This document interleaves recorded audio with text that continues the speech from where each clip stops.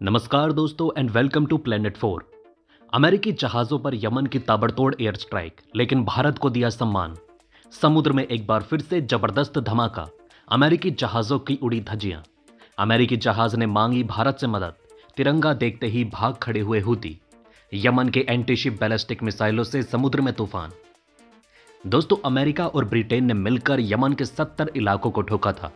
100 से ज्यादा विस्फोटक बम गिराए, लेकिन फिर भी हूती विद्रोहियों पर इसका कोई असर नहीं पड़ रहा। कई लोगों का मानना था कि अमेरिका और ब्रिटेन ने बमबारी करके यमन को तहस नहस कर दिया है, लेकिन अभी तक ऐसा कुछ भी नजर नहीं आ रहा। ईरान समर्थित हूती विद्रोहियों ने अमेरिका के जहाज कैम रेंगर पर 2 बैलिस्टिक मिसाइलें दागी। इसके बारे में हम आगे चर्चा करेंगे, लेकिन हूती विद्रोहियों ने दुनिया को बता दिया कि वो कितने ढीठ हैं और गाजा की रक्षा के लिए किस हद तक जा सकते हैं। हूती विद्रोही जबरदस्त बाउंस बैक करते हुए अमेरिकी जहाजों के चीथड़े उड़ा रहे हैं, लेकिन भारतीय तिरंगे को सलाम ठोक रहे हैं, क्योंकि भारत ने यमन पर बम नहीं गिराया, बल्कि भारत ने ईरान के साथ बातचीत करके अपने जहाजों की सिक्योरिटी पाई है। इसी कारण हूती विद्रोही भारतीय जहाजों को लाल सागर में जबरदस्त सम्मान दे रहे हैं। वहीं दूसरी तरफ यमन के हूती विद्रोही इजराइल के जहाजों को भी लगातार टारगेट कर रहे हैं। हाल ही में उन्होंने naval anti ship ballistic missile मारकर इजरायली जहाजों को हिला दिया। यमन के सामने इस वक्त दुनिया के सुपर पावर और ग्लोबल पावर सभी घुटने टेकते नजर आ रहे हैं, लेकिन जयशंकर साहब की कूटनीति से लाल सागर में भारत की भयानक जीत हुई।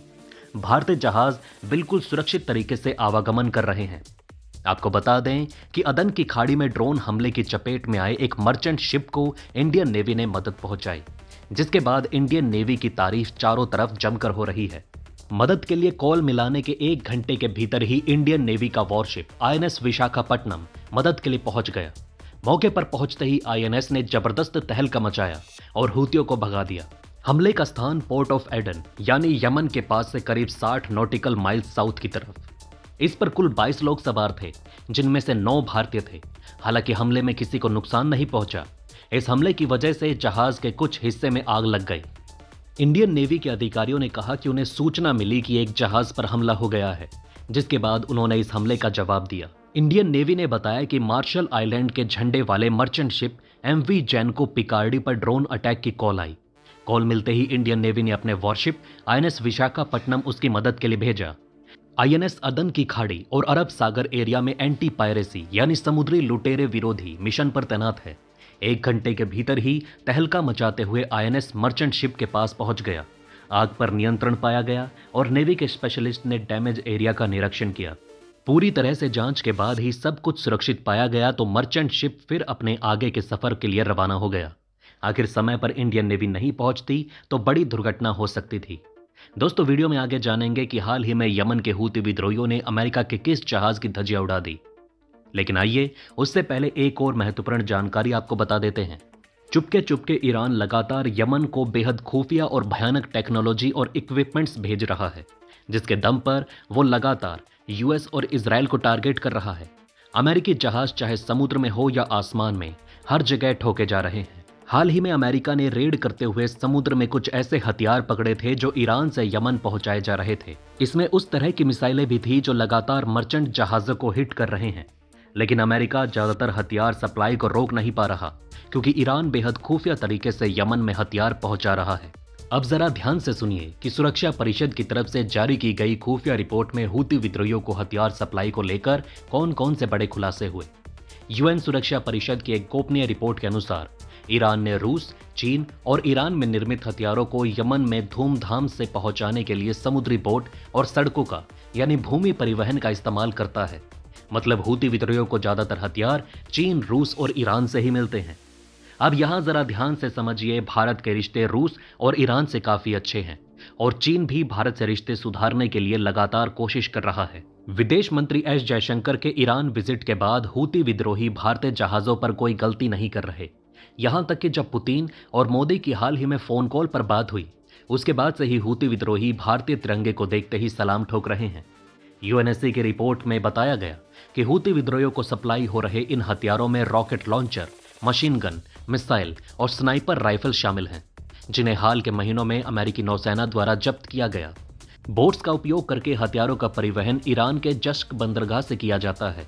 इसकी जानकारी पकड़े गए नावों के चालक दल और नाविकीय उपकरण यानी कि नेविगेशनल इंस्ट्रूमेंट के डाटा के आधार पर पाई जाती है। यूएन सुरक्षा परिषद के प्रस्ताव के अनुसार यमन के पास और उसके आसपास सीमित समुद्री ऑपरेशनों को लागू किया गया है, जो यमन में हथियारों के अवैध परिवहन को रोकने के लिए है। इसके अंतर्गत कई बार ईरान से आ रहे हथियारों से भरे जहाजों को रोका गया। इसमें अमेरिकी और ऑस्ट्रेलियाई जहाजों ने नासिर नामक जहाज को रोका, जिसमें ईरान से आए टैंक रोधी हथियार प्रणाली थी। लेकिन इन सब के बावजूद यमन को लगातार हथियार सप्लाई होते रहे हैं। फ्रांसीसी और अमेरिकी नौसैनिक बलों ने भी अलग अलग अवसरों पर ईरान से आ रहे हथियारों को जब्त किया। अमेरिकी विदेश विभाग के अनुसार ईरान से आ रहे हथियारों को जब्त करने के लिए अमेरिकी नौसेना ने कई बार कार्यवाही की है, लेकिन फिर भी अलग अलग लूप होल्स का इस्तेमाल करके ईरान यमन में हथियार और गोला बारूद पहुंचा देता है। इसमें 1400 AK-47 राइफल्स और 2,26,600 राउंड्स गोला बारूद शामिल थे, जो ईरान से आ रहे एक जहाज में पाए गए थे। यह जहाज हूतियों को हथियार पहुंचाने के लिए जाने माने मार्ग पर था। अब आइए जरा हूती विद्रोहियों द्वारा किए गए ताजे हमले के बारे में बात करते हैं। हूती विद्रोहियों के ताजा हमलों से लाल सागर में तनाव बढ़ चुका है। ईरान समर्थित समूह में अमेरिका के जहाज कैम रैंगर पर 2 बैलिस्टिक मिसाइलें दागी गई। हालांकि किसी के भी हताहत होने की खबर नहीं है। मीडिया रिपोर्ट के मुताबिक अमेरिकी सेंट्रल कमांड के अधिकारियों ने यह जानकारी दी। सेंटकॉम ने इसको लेकर सोशल मीडिया प्लेटफॉर्म एक्स पर एक पोस्ट की। इसमें उन्होंने लिखा कि हूती विद्रोहियों ने MV कैम रेंजर पर 2 एंटी शिप बैलिस्टिक मिसाइलों से हमला किया। चालक दल ने पाया कि मिसाइलें जहाज के आसपास के पानी में गिरी। जहाज को कोई क्षति नहीं हुई। मतलब कि दोस्तों, अमेरिकी जहाज बेहद करीब से चूक गए। अगर ये मिसाइल अमेरिकी जहाज़ों को हिट करती तो शायद ये जहाज समुद्र में डूब सकता था या फिर जहाज के चीथड़े उड़ सकते थे। एक दिन पहले अमेरिका ने यह भी कहा कि उसने हूती विद्रोहियों की 14 मिसाइलों को नष्ट कर दिया है, जिन्हें यमन में हूती नियंत्रित इलाकों से दागा गया था। अमेरिका ने इसे लाल सागर में समुद्री यातायात पर हमलों को रोकने के लिए बहुराष्ट्रीय प्रयास करार दिया। सेंटकॉम के commander general Michael Erik Kurilla ने कहा कि ईरान समर्थित हूती आतंकवादियों की कार्यवाही अंतर्राष्ट्रीय जहाज चालकों के जीवन को खतरे में डाल रही है। वो दक्षिणी लाल सागर और आसपास के व्यापारिक मार्ग को बाधित कर रहे हैं। हम बेकसूर चालकों की जिंदगी की रक्षा के लिए कार्यवाही जारी रखेंगे। हम हमेशा अपने लोगों की रक्षा करेंगे। वहीं हूती समूह के प्रवक्ता मोहम्मद अब्देल सलाम ने अल जजीरा से कहा, हम कब्जे वाले फिलिस्तीन के बंदरगाह की ओर जाने वाले जहाज़ों और इजरायली जहाज़ों को निशाना बनाना नहीं छोड़ेंगे।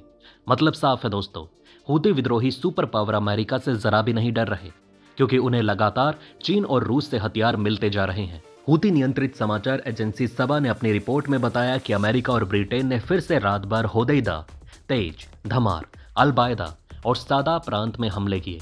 हालांकि अमेरिकी सेंटकॉम ने इन हमलों का जिक्र नहीं किया है।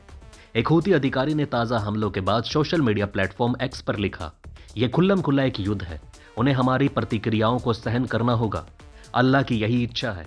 वैसे दोस्तों, आपको क्या लगता है, यमन और अमेरिका युद्ध में कौन जीतेगा? आप नीचे कमेंट में बताएं। एक तरफ दुनिया की सुपर पावर है तो वहीं दूसरी तरफ अरब के सबसे गरीब मुल्क। वीडियो में अंत तक हमारा साथ देने के लिए धन्यवाद। नमस्कार।